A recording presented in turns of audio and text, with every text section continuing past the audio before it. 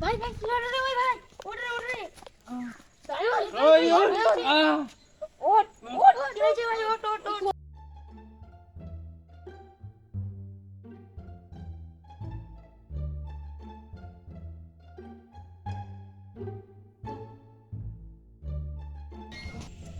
প্রধান প্রধান আসছি।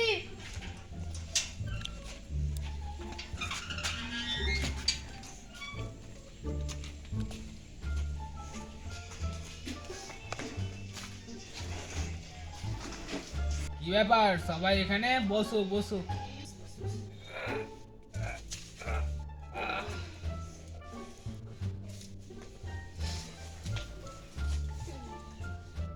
তোরা সবাই এখানে সবাই মিলে কি ব্যাপার? তোর তো আমাকে দরকার ছাড়া মনেই পড়ে না। দরকার পড়েছে বলেই তো এলাম তোমার মতো বুদ্ধিহীন মানে বুদ্ধিমান দাদুর কাছে। দাদু দাদু আমি ভূত দেখেছি। বাহ, বিশ্ব জয় করে ফেলেছো, আমাকে উদ্ধার করে দিয়েছো। দাদু সত্যি ও মাঠে ভূত দেখেছে। দাদুও সত্যি মাঠে ভূত দেখে অজ্ঞান হয়ে গেছিল। দাদু তাই ওকে তুলে নিয়ে আসি, তুমি আবার কিছু করো। হ্যাঁ হ্যাঁ দাদু কিছু একটা করা উচিত। হ্যাঁ কিছু একটা করবো। তার মানে তোরা কি বলতে চাইছিস, আমাকে এবার বুদ্ধত্বে বেরোতে হবে? না গো দাদু, কি করব সেটা বলো। ঠিক আছে, তোর সাথে কি হয়েছে সেই ঘটনাটা বল।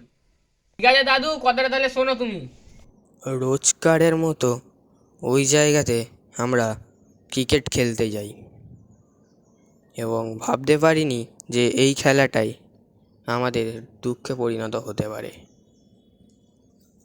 কিছুক্ষণ খেলার পরে ওই মাঠে একটি বল যায় এবং সাথে সাথেই কুড়িয়ে নিয়ে চলে আসে। ঠিক তার কিছুক্ষণ পরেই আমার একটি বল যায় এবং বলটি যাওয়ার সাথে সাথে কেউ কুড়োতে যায় না।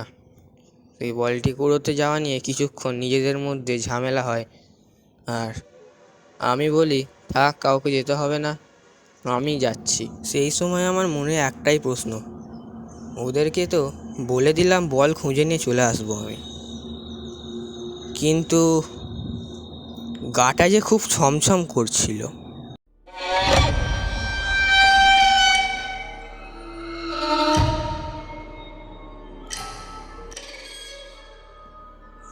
অনেক খোঁজাখুঁজির পরে একটি জায়গায় আমি বলটি দেখতে পাই। বলটি কুড়োনোর সাথে সাথেই আমি ঘুরে দাঁড়িয়ে দেখি কে যেন আমার সামনে দাঁড়িয়ে আছে এবং আমি অজ্ঞান হয়ে যাই। ঠিক আছে, বুঝতে পেরেছি তোদের কথাটা।